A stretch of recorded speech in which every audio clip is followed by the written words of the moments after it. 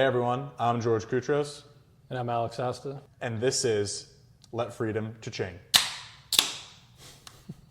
All right, cheers, bud. The mountains are blue.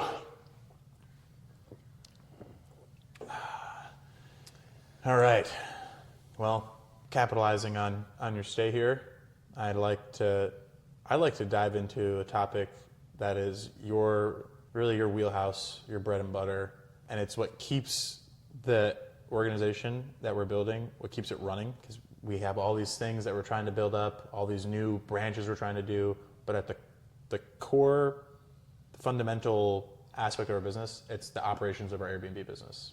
Yeah, so thanks for having me on. So operations, there's a lot of different things that we do with the business outside of operations, right? Yeah. Trying to expand in different directions, some consulting, big focus on consulting. At the end of the day, the big thing, like consulting clients, they like to see, okay, well, what are you doing? Like, it's easy to talk about this thing, but can you walk the walk? What are you doing, right? Mm-hmm. So operations, without the day-to-day existing portfolio of units, of arbitrage units, co-hosting deals, without that, we don't have much behind us for what we're teaching, right? Yep. So we are doing what we're teaching, right? Yep. So, with operations, there's a bunch of stuff, all the day-to-day fun stuff, messaging the guests, there's pricing, management, there's coordinating with the cleaning staff, maintenance, all the, 11 p.m., I don't know my smart lock code, you never sent it to me. Yes, I did. A lot of fun stuff. So it's the day inners and day outers, so it's, a lot of stuff. And I was trying to think about what is a good framework to capture everything we do from an operational perspective. And our interior designer, aka my wife, she said, well, use the onboarding, the new unit onboarding framework to go over everything, because when we onboard a new unit, we have to onboard them into all the facets of our operations. So we have a 7-step unit onboarding, and I wrote it down here, so we're super prepared. From initial consult to unit research to onboarding to design collaboration, inventory setup, the installation and setup of the property, and finally launch. I think on that 7-step process, we will be able to cover all things operation, and looking forward to hearing some of I think this will be an opportunity for you to just give a ton of value to people that are listening. Yeah, absolutely. So this is going to be a big value to share. It's also could be a little bit of a therapy session of sorts. Oh, that's coming. The therapy session is coming. So it'll be fun. Consulting or consult with owners, some research, onboarding, a lot of stuff. Yeah. Yeah. I'll crack it off with for initial consult. When we initially consult with an owner, that opens up the Pandora's box of owner landlord relationships and how you manage those. So let's dive into, from when you first meet people, how you meet people, to managing the existing relationships for the people that own the properties that we manage. So would love to hear, your day in, day out with that. Yeah. So if we put ourselves in the position of, when you first meet with someone, you first have a phone call, however it is you connect with them, whether it's outreach or maybe they reach out to us, whatever that is, when we first connect, it's normally a phone call. So once on that phone call, we're always trying to, and both parties are doing the same thing. They're trying to feel us out, read us, how we do things, and we're doing the same. It's like going into an interview. Really, just because you're interviewing for a job, you're also, as the interviewee, you're also interviewing the interviewer, because you want to see, is this a good place to fit in? Do both parties fit well together, right? So there's questions going both ways. Okay, let's fast forward. It is a good fit. Let's start working together. Bam, what are we doing? So to maintain that, even at the beginning, when you're talking with owners, investors, clients, you still need to set expectations.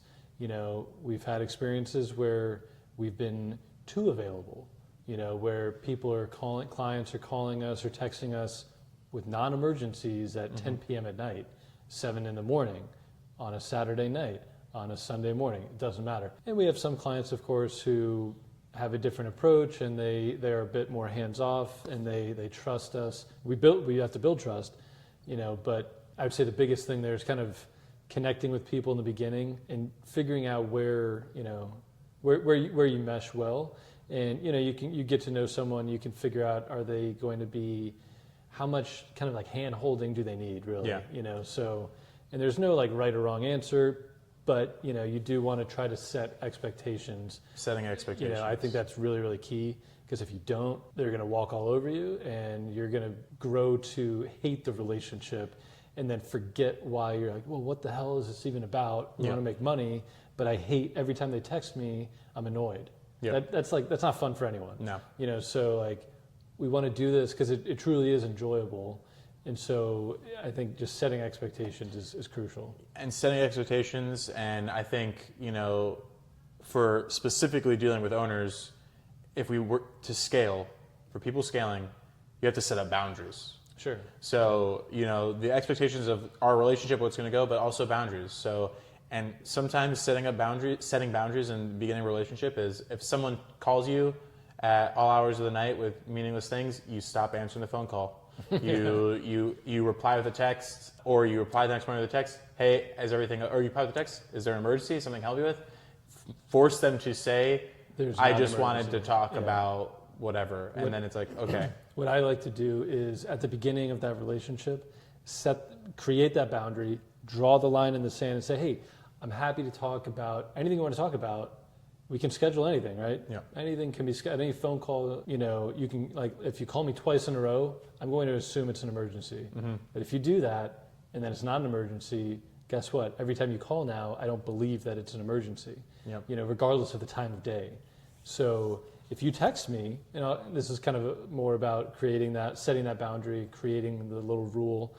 Hey, if there's a true emergency, you can text me in all caps. Emergency, call me now. This just recently happened, where it was like 10:30 at night. Yeah. Just very recently. All caps. Yeah. Perfect. Yes, that's we created it this way for a reason. Yep. So this particular owner texted both of us, 10:30 at night. Hey, there's all caps. Emergency, call me now. Police are here. Mm-hmm. Okay, holy shit, something's going on. Yeah. Right. Call them right away. Yeah. But there have also been, even that same client, times where he does call at that same time, no text message. One of us will respond, hey, is everything okay? Like I'm at dinner with the family, or I'm at the hospital, I'm doing something, like, is everything okay? It's Christmas Eve. What do you want? Yeah. Like, oh no, I just wanted to chat about, okay, all right, buddy, we'll get to you on Monday. Like if we can schedule anything, right? Yeah. But it's just setting that boundary, creating the expectations, and then I think if you don't do that, you're going to be in trouble. Yeah. When you do that, that'll be smoother. It also sets creates a good understanding for the client, because then they know, okay, all right, cool. They're not just avoiding my calls at all times. Yes, they are busy. The last thing on that, when people think, when owners, depending on where you are in your journey, when owners think that you are their only client, they will take advantage of that. I'm like, perfect, you can spend all your time with me. Mm-hmm. It's like, maybe yes, maybe no. I'm still trying to grow. I'm trying to spend my time. Maybe I'm working a full-time job still. Yeah. Maybe I'm doing outreach and I'm like trying to focus on other things to get more clients. Sure. So I think, creating a level of mystique with that, like not exactly letting on, that could be a strategy. There's a little bit of a balance there. Yeah, I don't know. When we first started off and we had one client, I think we did what most new business people do, which is like we really oversell our time and what we'll get, because it's like we don't have the experience, but we do have the time, and we'll put on really to pour that in there. But my recommendation is probably following the framework of when you're first starting off, if you're getting paid to do something, like yes, pour that time in, but you have to start edging back and kind of taking, setting those boundaries. And it's easier to do in the beginning, but we did that, and it's hard to fall. It's easy to fall into that trap. Yeah, easier said than done, because it's like, all right, you're excited, you've got a client, you just got a contract signed, and you're off to the races, and you're making money, and things are fun. And then they have questions, you have answers, so don't get jaded. But remember, like, hey, remember your goals. Remember, hey, this is fun. This is why you're doing this. Yeah. But set the expectation. Awesome. The next topic is unit research. So in the onboarding process, we have to do research on the unit, so whether it be a client that has a existing unit and we have to research the unit, research the area around the unit, understand, or a client that wants to get a property and is asking for our guidance on, where is a good place. Unit research becomes a thing, and most people tend to think market research, and we used to do market research in the sense of, go on a site like Airbnb, pull it up, look at the area, listen to what the third-party software is telling us, but we've shifted now to what we are calling comprehensive competitor analysis. We just use the Airbnb to get real-time data with no latency, pushing what the platform is pushing guests to get, and we use that to inform our market research. We are actually going in and nitty-gritty, putting hands-on in the area to try and find it. So what are some different ways that you like to do that? Like if you have a client, that's like, all right, hey, this is generally the area I'm interested in, but I'm like, let's say there's a certain region that has lenient laws in, like, let's say 3 different counties, like pretty similar to each other, and they're open to any of those counties. How would you kind of guide them into, like, if they wanted to choose one county, for example? So we generally advise people, okay, hey, pick 2 to 3 sub-markets that you're looking to get into, and then for people, I try to recommend home field advantage of where they know, people, what do you know in this area? When we're helping clients, if you're out there and you're doing it yourself and you're looking for a place to get into, I'd say, where do you have a network of people? Where are your resources at? Where can you get to if you need to get to? For us, for owners, where we're the ones doing it, obviously we have the network there. So things I look for are people going to this area? So is it a place where people travel to? Think about the ideal guest avatar for the area, whether it be someone going on business or vacation, mixture of both, or large families, couples. But you want to look at, in a market, are people making profit? And you do that on Airbnb. You go and you search for the next few months. Are they booked out? Are these units that Airbnb are pushing, the top units, are they performing? Are these Superhost units with tons of reviews, are they booked out for a while? Okay, they're profitable. That's the first step. The next step is, are these ultra super professional listings that look like they're the best of the best Airbnbs, or are they just mom and pop hobbyist Airbnbs that are still making money? Because if a unit has mistakes, like they have bad pictures or the copywriting's bad or there's no dynamic pricing, and they're still making money, then that means that we can come in as a professional, professionalize it all, and absolutely take their lunch. We will dominate that market. So those are the big things we're looking for. Are units that are making mistakes, making money in the area? Yes, okay. And then the final thing is, are there at least 75 Airbnbs in that area? Because why 75? Around, some people are a little more conservative or a little more aggressive. They go anywhere 50 to 100, but right around 75, it has an ecosystem built to support Airbnb. So there's cleaners, there's handymen, there's people that are familiar with the Airbnb business. So you don't have just in an area like an obscure mountain town, there's 20 Airbnb cabins, and it just so happens that there's one cleaner. Well, if you get on the bad side of that one cleaner, you now have no one cleaning your units, or they just dictate the price and they could be gouging you. It's you're really beholden to that one individual. Whereas you start to get above 50, closer to 100, you now have opportunities for a ton of different cleaners, different other, and then it's a better sample size. So you can actually see when you do your research, what different 1 bedrooms, 2 bedrooms, 3 bedrooms, what is the high end of the spectrum, what is the low end of the spectrum of the properties, how they're performing. It just gives you a bigger data set so you can make an informed decision. Okay. Yeah, that makes sense. Yeah. Okay. Yeah, and I was thinking of when you mentioned, if a certain area has a lack of cleaners, like let's say just one cleaner and there's 20 Airbnbs, it could be difficult even to find that one, right? We've got a client who's bought a new property, is kind of renovating some stuff, but it is in an extremely kind of remote location. That exact thing has proven to be pretty difficult, finding a cleaner. Yep. I went there one day with him, and there was someone who was trying to find, oh, what are you going to do? Is it going to be for a long-term renter? And, oh, actually, no, short-term. Okay, well, if you change your mind, this is kind of this is someone who needed a place to live. Yeah. And he's like, well, I can really only afford, $500 a month. And it's like, oh, well, yeah, okay, well, this isn't really going to work. Oh, but I can do this, and I can cut the grass, and I can. So there's he was trying to sell himself. And then as we kept that in the back of our mind, as we're looking for cleaners and maintenance people, it's whoa, man, there's really not a lot of options. I think that's why, like a handshake deal works pretty well, can work well in more rural areas. Like, oh yeah, you can live here and you can do this. So it's going to be, it's kind of totally depends on where it's at, I guess. Yeah. And sometimes your clients, you don't get to pick, and your clients dictate where their property's at, and you have to figure out a way to overcome those things. Sure.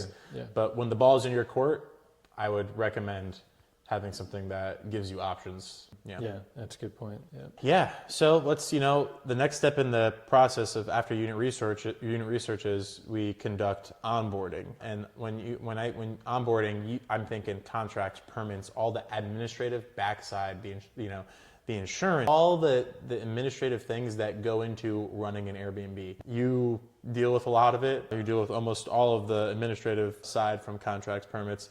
You've developed good relationships and rapport with the local, Airbnb officials in the government. So explain to me, for someone, who's just getting into this and they're thinking about starting an Airbnb in their area, some of the steps they need to take and things they need to do to make sure they're compliant and they're set up for success for administrative.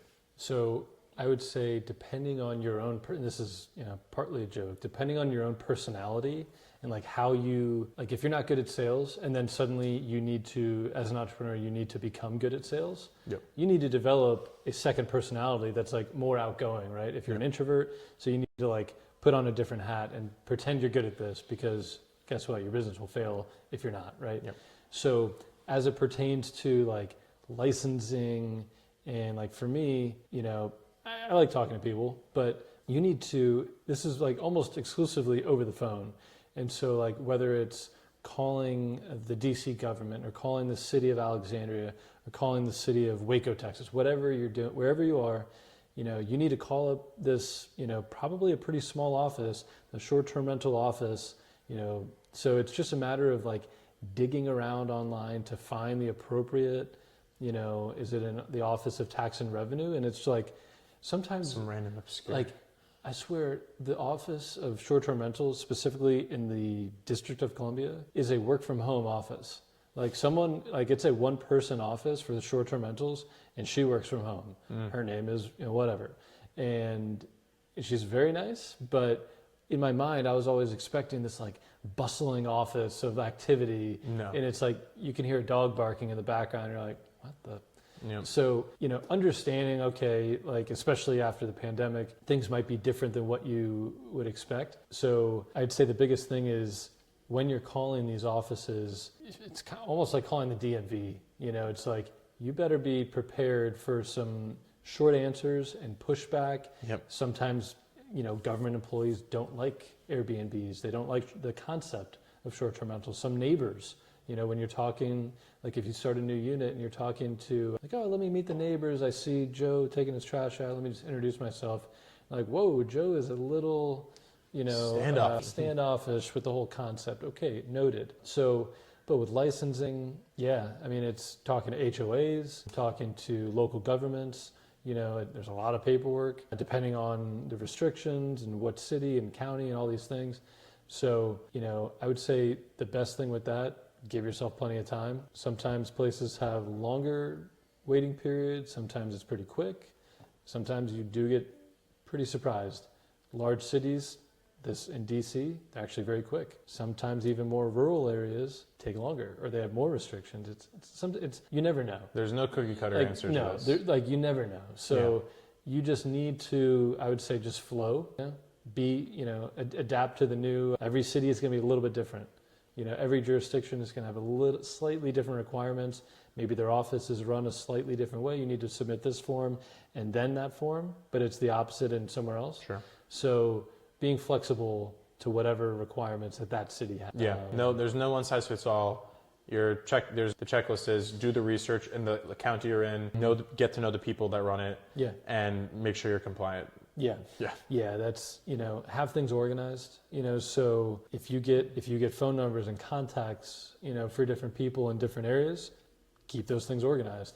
Because guess what? A lot of places you might need to call them back in 12 months or 24 months to renew something. So have those things organized. Yeah. All right. Well, the next step in this process is the design collaboration phase of the onboarding. So when we get new people, new units we're going through, we have our design collaboration.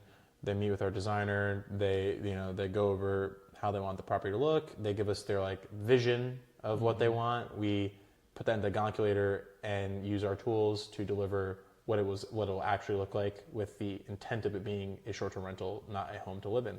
Right. You have started from the first unit where there was no systems in place. It was you designing the unit with, your thoughts, you getting the furniture, you building it out, no checklists, no efficiencies, just getting it done, to now what we have, which is a very elaborate onboarding process. Can you just take me through the first time and, the things that have changed as we've gotten to where we are now? Yeah. As we're about to onboard like 4 more listings in the near term. In a very short amount of time. Yeah, for sure. So with the very first unit, that's like, it's like learning to crawl before you can walk, and then learning to walk really well before you jog, and then you run, and then you sprint, and then at each step you're getting better, your joints are getting stronger, and okay, like you got better shoes, so at the beginning, I'm like, okay, I didn't even have knee pads for when I was crawling. Like, I was like, you're going to need those knee pads. Let me tell you something. You're going to need those. Oh, boy. It was gnarly. It was like countless number of trips back and forth to certain stores. Oh, I forgot to buy that one thing. Let me go buy it. We started with like a list of, hey, these are some things we definitely need. And it was like the most obvious. We know we need a bed frame. Okay, you do your measurements in the first visit and stuff like that. All right, so I know I can get a queen size bed. Let me tell you, that very first unit, getting the queen size bed, the thing I didn't account for was I did get a low profile box spring. Getting that box spring, like the delivery company, when they brought the mattress and the box spring, we couldn't get it up the stairs properly because it's a really tight stairwell. We couldn't even get it up the stairwell into the unit. And so they had to leave it in the hallway of like the first floor. And then I had to, I can't remember if I had to go back the second day or like call, someone else was there. Like, hey, can you help me real quick? And because we had to open up the door of another unit to get around the stairs for the box spring. The mattress, you can kind of like flexible, kind of bend it around. Oh, like you had to like open a door to put the mattress in to come out, like cut a little turn? The box spring. Yeah. The mattress, you can kind of like bend around a little bit. Yeah. The box spring is not bending. So we had like on the second floor to get it around this one, like U-turn, we had to open up another apartment door that was someone else totally separate. Which unit was it? It was unit. Is it one that we own now? No, it was E.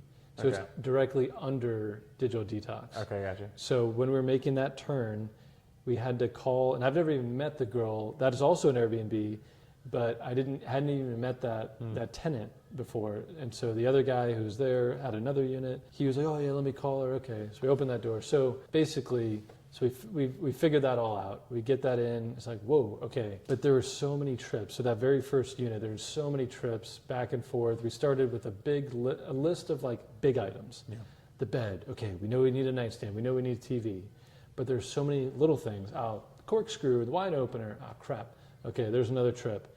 And then, meantime, this is all happening in the evenings. This is all happening extra from like working a 9-to-5 job, right? So it wasn't like you have the full day, let me think, you're like, oh God, I want to get home for dinner. I want to I need to get to bed to wake up at, 5:30 to go to work. So it's like, I don't want to be out too late. So you're kind of rushing, your head's not quite right. And then, so it's just a mess. It was a complete mess. I remember the nights of at like 2 a.m, like falling asleep at the computer, like trying to like order things. And that was like on iteration 2.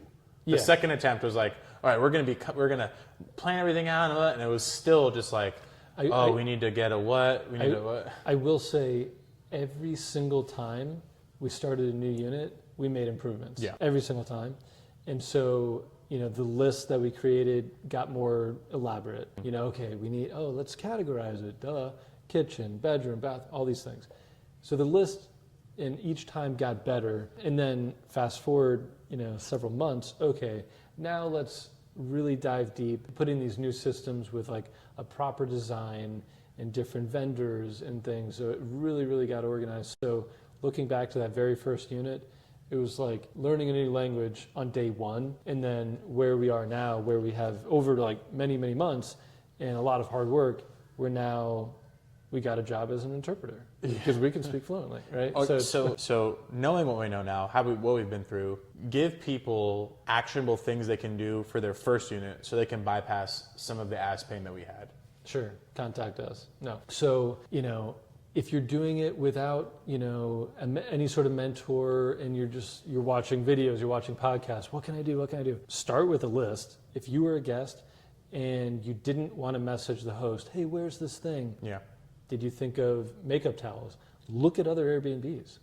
Look in your area, look in any area on Airbnb at the highest performing units. Scroll through their pictures. Look at all the things. Like that's probably the best thing. Look at pictures of very high performing units in any market. Look at every picture, zoom in, and as we zoom these days with our fingers, zoom in, make a bathroom list. What are and look at multiple listings. So you can get different perspectives. Look at the country, look in the city, look at the river house, look at everything, and identify all these different things. And then, okay, maybe there's some extra things, there's extra custom things that the mountain property has that the city property doesn't need. But there are certain things, make the essential list. Yep. Make the luxury list. Does every unit, every property need an air purifier? No, but some people like, oh, it's a peace of mind thing. Yeah. Does every property need a hairdryer? I think yes. Yes. Does every property need, bathroom towels and little shampoos or some sort of cleaning apparatus? Yes. If you go into Airbnb right now and you go to the market that you're in and you search for whatever, and you go and you filter results, there will be like 6 to 8 amenities that pop up, whether you're on your phone or desktop. And those amenities are the most searched amenities in the region you're in. So if you separated by region? It changes per region. Interesting. Yeah, so if you're in a market and you look for something and it's like, okay, free parking is one, blah, blah, blah. Like you'll also see some ones like washer dryer, right, hair dryer. Yeah. Like a hair dryer makes its way up there. Yeah. So it's like put the effing hair dryer on there. Oh, yeah. Go spend the $50 on a decent hair dryer. And that also comes in play when dealing with clients. Yeah. Some clients, do we really need a vacuum? Do we really need a hair dryer? Well, okay, you can maybe skip the vacuum, do a broom and dustpan instead. Sure. Okay, certain things. Compromises, they want to save money, you need to have certain things. When they say, do we really need a hair dryer? Do we really need an ironing board? Yeah, you do. And let me tell you why. Let me show you these amenities list in this exact area. And that's a great tip. Hey, in your exact area where your property is located, when you're talking with a client, these are the top amenities. You better have all of these things. Yep. And then on the back end, okay, I'll prepare the list when you're dealing with a co-host. Sure. Not selling them on the idea, but preparing all the documents with financial stuff. So that's a separate thing, but creating a nice organized list for a client. Hey, these are all the links to find all these things. And you could do it, which is what we do, the essentials list, the extra list, things like that. Yeah. But that's great. Yeah. Going through those amenities, like, hey, you must have these. Yeah. And if you don't feel like going through and spending 20 hours researching all the different amenities you need and all the different types of furniture you need, contact us, call us, send us a DM, email us, whatever, and we will give you for free the checklist that we use, the basic essentials checklist for every unit that we absolutely get every time, and we'll throw in all the bonus stuff so you can tier however you want to get it. Just reach out to us. Yeah, awesome. Yeah, I think that's... I think you covered design pretty well. Yeah. It's iterating everything. This counts for everything we do, but try and get a little better over time.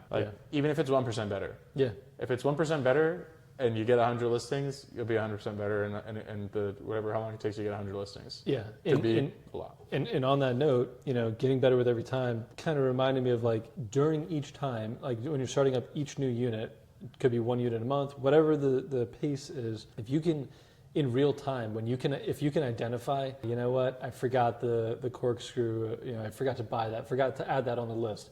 Write it down, so that way the next time, find its way on that list. You do not make that same mistake, because that one thing that you forgot, whether you need to order it online or run to a store and pick it up, that's time. And with that very first unit, that amount of time, I forgot that, let's do that one instead. Things weren't, it was like 2 weeks. Yep. 2 weeks, which is what we'll just say right now, could be, that could be $1,500 to $2,000. Exactly, and that's the thing. And that's how you can, honestly, when you're planning a new unit, when you're doing your market, competitor analysis, when you figure out like, hey, this is how much money this unit, which we just signed a contract on, whatever it is, when you find out how much money per night that's going to average, and you're planning your design, how long is the new unit setup going to take? When you do that, and you're like, all right, it's easy math, it's $100 a night. Then you say, okay, this new unit setup is going to take me 5 days, let's say. Yeah. That's $500. You're losing. Yep. Because every day is $100 a night, whatever that number is. Yep. So if you have that number ahead of time, that'll really help you. Like, oh, I really things massively need to be planned to reduce it maybe from 2 weeks on the first one to 3 days, 2 days. 2 days. Yeah. How, and that's kind of part of like, getting your team together, and, whether that's furniture building, there's building your team. So, because on that first one, you do it yourself, you're on your hands and knees, got those knee pads on again, you got spinning Allen wrenches. Yep. And then, oh, guess what? You don't actually need to use an Allen wrench. You can use torque spits. You learn, you can use a different tool, attach it to a drill, and it does the exact same thing as an Allen wrench, but 10 times faster. Yeah. That's why the module in the course that I want the name to be like from 2 weeks to 2 days, Alex's guide to reducing, what would that be? I'll do some percentage there, like 98% of the ass pain and starting a new unit. Yeah, that's good. I mean, and that's totally accurate. 2 weeks to 2 days. I'm going to write that down. Yeah, write it down. Because, I mean, it's crazy to look back, especially to think about, oh, wow, 2 weeks. It was a studio apartment, like 350 square foot studio apartment, which we still have, which still performs, and it's great. We made some updates, painting, different things along the way, but for the setup, we've come a very long way. Yeah, 100%. All right, so we've designed the design process is done, and we've ordered all the stuff, and stuff starts coming in, and now we got to set up our inventory, the checklists, all the different freebies we have, the storage units and the closets and all that stuff. Everything that yields a high-performing unit to run. You've played a role in every single unit, the storage unit, all this stuff, the organization, the freebies, the different things tailored for each unit. I'd say like a similar approach to the last one, like walk us through where we started, the things we learned, and obviously there's economics of scale, and we've been able to do more things as we scaled, but like tips again for the new person starting their first unit or starting their second unit. What are some of the things that you can do to streamline all that stuff? Sure. So one thing, one like critical thing is having a cleaning closet. Some people call it the maid closet. Every property needs a cleaning closet. That is where you're going to keep all of your supplies. That's where you're going to keep extra toilet paper, your freebie snacks, all these things. So almost always that closet is somewhere inside of the property. And so whenever the cleaner is there, he or she can go and grab whatever they need, right? So that's where extra towels are kept, sheets are kept.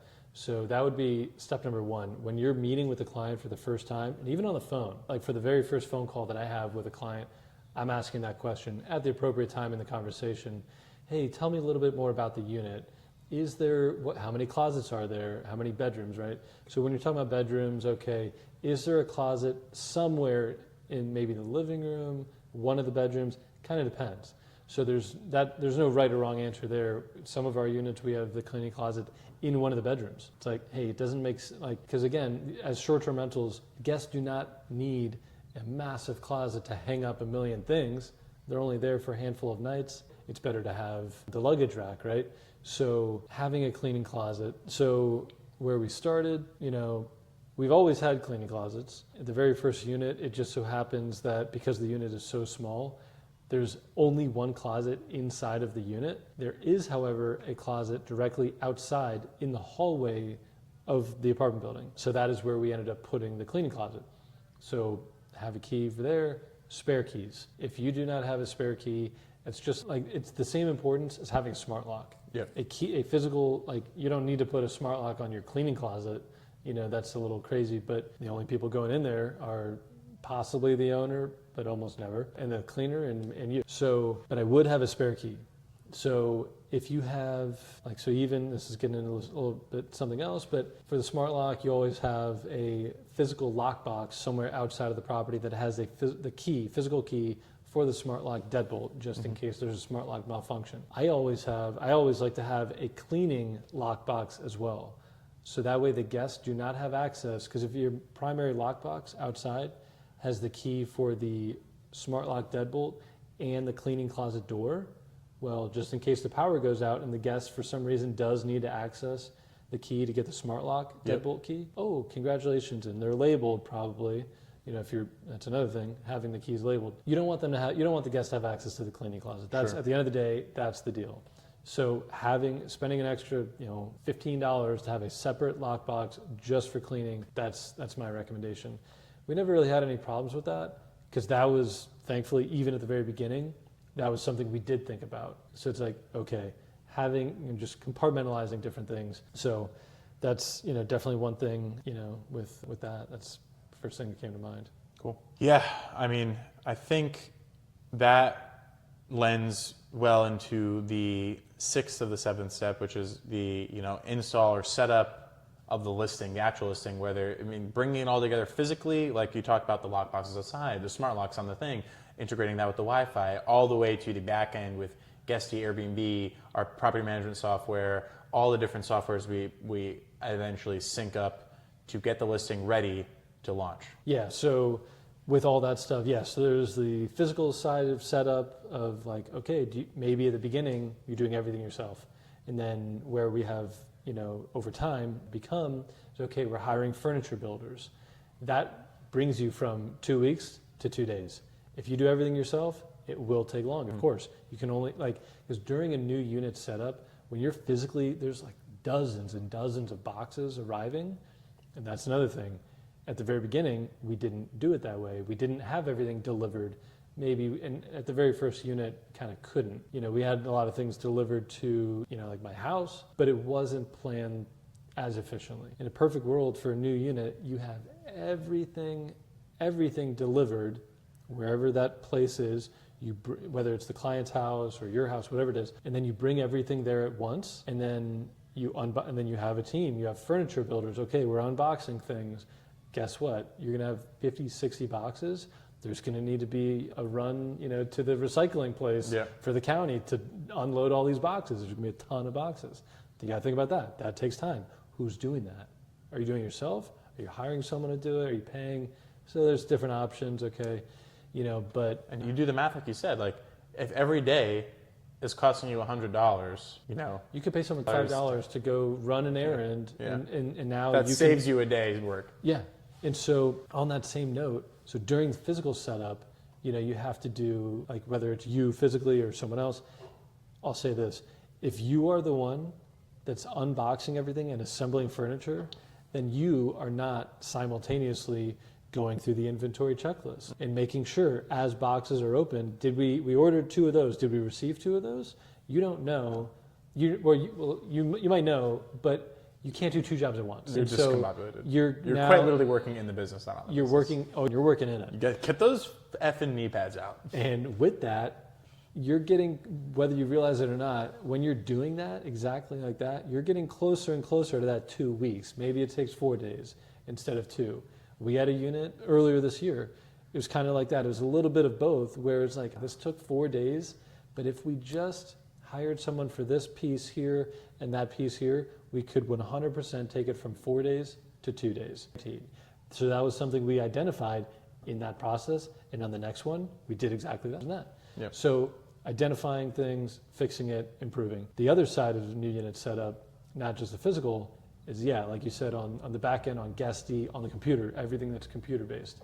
So that is integrating softwares. And we've done this a number of times, but just like a new unit has a checklist of, okay, we need to do this before we do that, it's the same thing on the computer. Same exact thing. And so now for checklists, yeah. So for anyone new just starting, that'd be the biggest thing. Don't be in such a rush to get started, because let's say you're doing an arbitrage unit and you sort of have the ability to choose when the lease begins. That's another little pro tip. If the landlord is sort of kind of flexible, hey, do you want the lease to start on the 1st or do you want it to start on the 15th? Of course they want to make money, they want to get it going right away. But if they had a little flexibility and they could give you even 5 extra days, take that, because you can use those 5 days to create your list and plan. So that way you're not, as soon as the lease begins, let's say on the 5th, you're hitting the ground running and you're not burning time like, oh, now I need to create my list. No, dummy. Do it before, and then you can get some pre-work. Do a little bit of of pre-work, and it'll yield dividends in the actual execution phase of the creation. I'm sorry about what I said back there. You're not a dummy. You are important, and you're going to follow our steps, and you're going to succeed. Back to program. So. No, you're a dummy. If you don't plan and you sign a lease and you have no thing, you're going to lose money, and you're going to hurt, and you're going to learn the hard way, but you'll get better from it. And you know what? You're not wrong, but that's true. Like, you will get better because you will learn. Even if you have to learn something, hopefully it's not too of like the hard way, but you will learn. So getting things, so through the checklist, getting things set up on Guesty, getting your team set up. And so like part of your team, who's in your, now you're kind of getting into like the launch phase. So set up, there's a lot of checklists, there's a lot of things on whatever your PMS, property management software is, a lot of great ones. We use Guesty. So once that kind of phase is completed, now you've got the listing completed, you've done all your copywriting, you've got your pictures, your photographer, there's more coordination. That's one last thing. Coordinating your photographer, coordinating your cleaner, because you're going to need an initial cleaning. As soon as everything is staged, there's going to be cardboard dust. There's going to be like, things are brand new. You need to wash your sheets. Who's doing that? That's part of the planning, right? Yep. That's all, maybe the furniture builder is not the one washing the sheets, but more than likely that is the case. They're not the one washing the sheets, but maybe someone else does. Maybe you have something worked out with your cleaner ahead of time. So it's all about pre-planning. Having the photographer scheduled, maybe even, we did one, that one that took 4 days. Even on that one, we had our photographer scheduled to be there in the afternoon. We finished, and the cleaner was scheduled for the morning. We finished staging it, let's say on the 3rd day, and on the 4th day, that is when the cleaner arrived in the morning, and she was there for several hours, and then the photographer was there that same afternoon. Bam, thank you, ma'am. It's, but that was all because of planning. So once that is done, now your unit is ready to finally launch. And so with that comes more coordination with cleaners and different things. So I'm going to pass the ball into your court for kind of what you think is like the best things. What comprises the launch phase? Like there's a number of things. What do you think are the most important things in the launch phase? Yeah. When we were talking about it earlier, I was like, okay, so you launch a listing, the listing goes live. And we've done all this stuff right now. We have everything pretty much set up, but like, what are the things that keep on coming up and you have to really dedicate a lot of your bandwidth towards? Well, when you start the listing, there's no ifs, ands, or buts about it. You need a team, a local team. So you need a really good cleaner. Like literally the most important member of your team is that cleaner. 100%. They're your boots on the ground, they're your eyes and ears, they see the unit more than you've seen it, they can make or break your business. So don't skimp on the cleaner, pay them good and pay them well, and make sure that they're getting taken care of, and make sure that those cleaners are executing the checklists that you lay out for them, that you build for them. Question on that. Is there a way that you hold them accountable, the cleaner, if a guest says, oh, something's dirty, like upon check-in or something, how do you, even during the regular cleanings, even if a guest does not say that something's dirty, how can you hold them accountable? We take a carrot and a stick approach. The carrot is if the units go without any discrepancies for cleaning, that's incentivized with a bonus. Okay. The stick is if a guest complains about the cleaning and there's an obvious discrepancy, that is penalized by them not getting paid, because we comp the guests for that one cleaning. We comp the guests the cleaning fee. Sorry, it wasn't cleaned to the standard we have. Here's your cleaning fee back. Hey, cleaner, you're not getting paid. But how do we avoid that? We set up elaborate SOPs for the cleaners. We have a checklist that they go through. They have all the things they know. We have pictures for what they have to make sure it looks like. You got to pull all the slack out of the trigger. You got to make sure that it is ready to go for the cleaner when they walk in. So whatever member of the cleaner's team can walk in and be like, yes, this, and there's a standard. And you hold people to the standard. And if they don't meet the standard, you're not getting paid, because it's less about us not paying them the cleaning fee, and it's more about they feel that pain, but that bad review is worth way more than the $90 cleaning fee. Oh yeah, and I think a big part of that is like, oh, some cleaners, they might try to make an excuse, right? Oh, let me get a warning or something, right? Like, I need the money, like, it's my job. Well, part of that, I think, is setting the expectation. Just like you set expectations with new clients about maybe communication or something, you also need to draw that hard line in the sand when you hire a new cleaner in a friendly way. Like, hey, this is how the more professional you come across to your cleaner, they will, okay, yeah, oh, that's how it is? Check, got it. You set the bar, and this is how we do it, with, hey, if the guest complains, it's automatic refund of cleaning fee, and automatic, it trickles down. You don't get paid because I didn't get paid, but it's your fault. Yep. So in a firm but polite way, hey, this is how it is. Yeah, no, it has to be that way. Yeah. And on the topic of like our team, building out that team, yeah, you have the cleaners. The next person that you need a good maintenance handyman. And you need, honestly, I think a bench of like handymen, because they're not salary unless you have a massive portfolio. When you start off, you're going to start off with a cleaner. You're probably going to start with like Turno or some kind of cleaning app to find a cleaner. But either way, you can find cleaners, handymen on like local Facebook groups. You can find these people that work these specifically know Airbnb stuff. You want people that know Airbnb. So that's what I was going to ask. So like for someone who is just starting, someone who's maybe starting their first unit, like, well, I don't know any handyman. Like I can Google handyman, but sure. Are there other better ways? Like you said something about like finding like people that are already in kind of the Airbnb world, Facebook. What is the best way? So yeah, you can go into your local, I'd say like go into a local Facebook group for where you're doing Airbnb. And there could be thousands of people in that group. Put in simply, I'm looking for a solid cleaner or a solid handyman that understands Airbnb and the fact that it's 7 days a week and it's like not like you're not coming in working a 9 to 5, but you're technically, we could call you at a random hour to go fix something. Does anyone have a good recommendation? It's all a symbiotic culture. So I did it the other day because we wanted to increase the bench of our handyman because like you can have one good one, but you need like a bunch of people just in case that person's not available. I said, anyone know a good handyman? Boom, like 30 messages on Facebook. Look at this guy. And then you get other people like, I don't do handyman, but I'm a cleaner. Do you need an extra cleaner? It's like you really start seeing the people come out for that. How could you balance, or are there some other ways that you can think of? Like, so that example might be in like a more densely populated area where there are a surplus. What if there's no? So how, like that's because that could be tough. I would. So there's a method where I've also used where you go into Yelp, and it's free, and you go and Yelp has a bunch of different people, whether it be handyman, electricians, plumbers, whatever. You put in a job request. So I picked like a handyman job, like patching drywall. I was like, hey, I need to patch a drywall. You put that out, and then you'll get like 20 local people that are, hey, I can do that job, and you get to see their ratings. You get to see their ranking, and you get to see how many reviews they have. So you do that, and it's like, hey, this person has 600 reviews in the area, 4.95 star, average.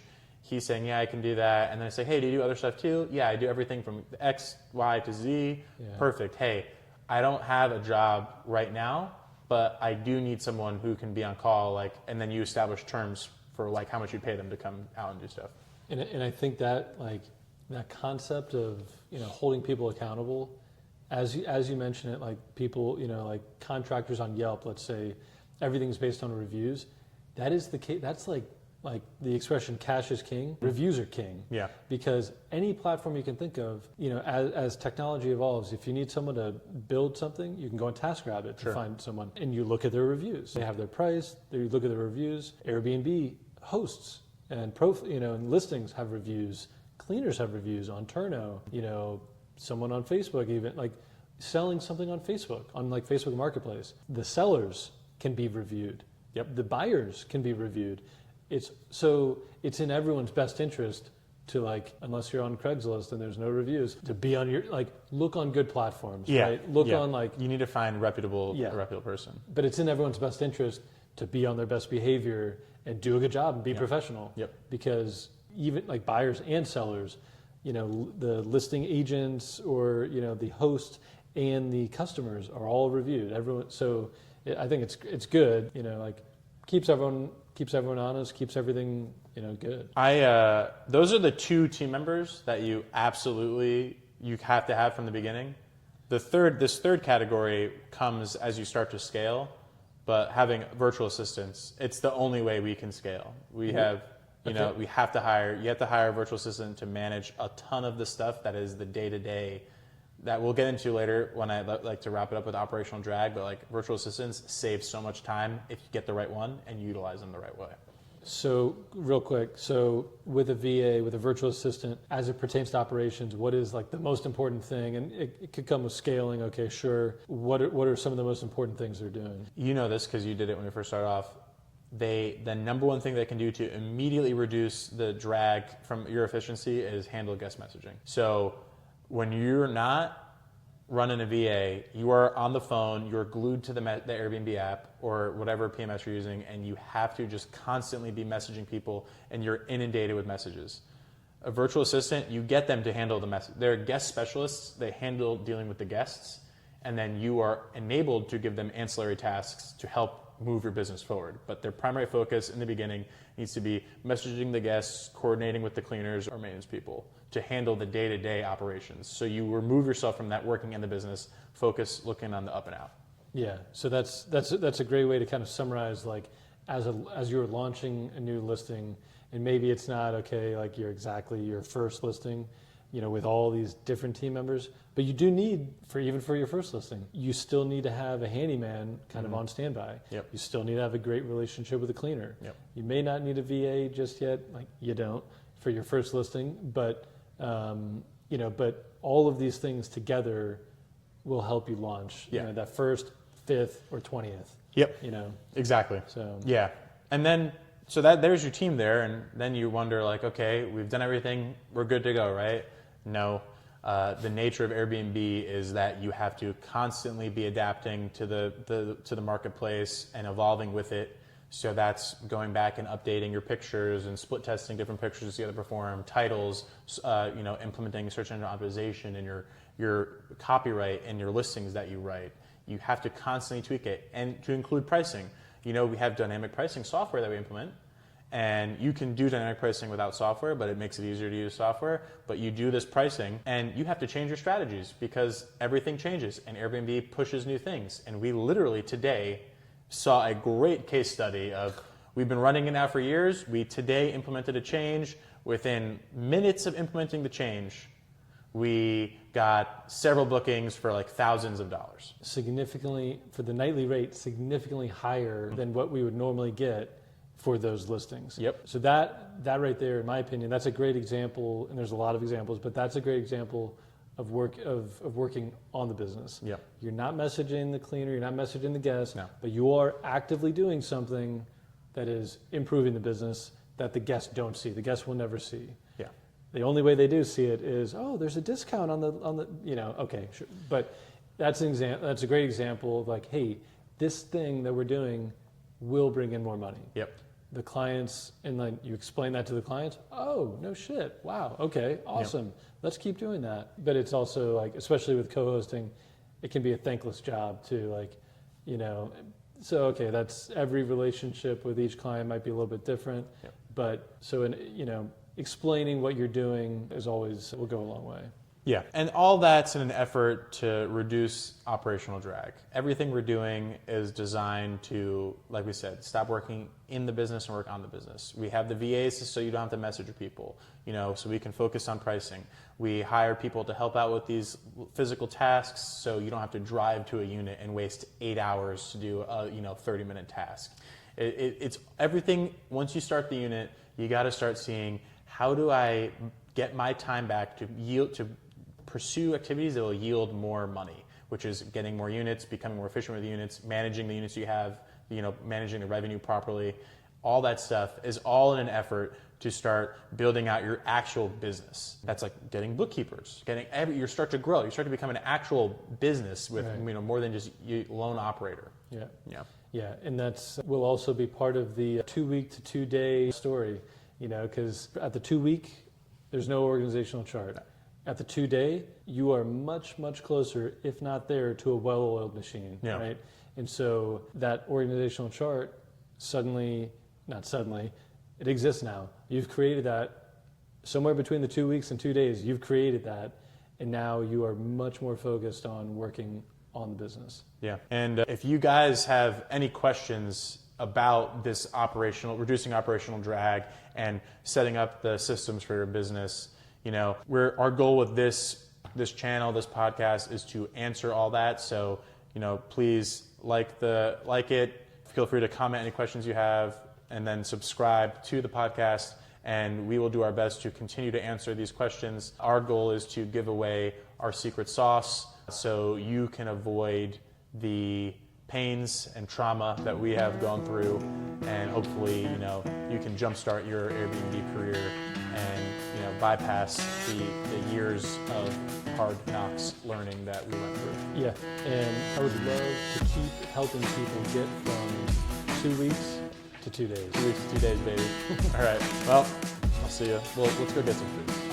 Let's do it. All right.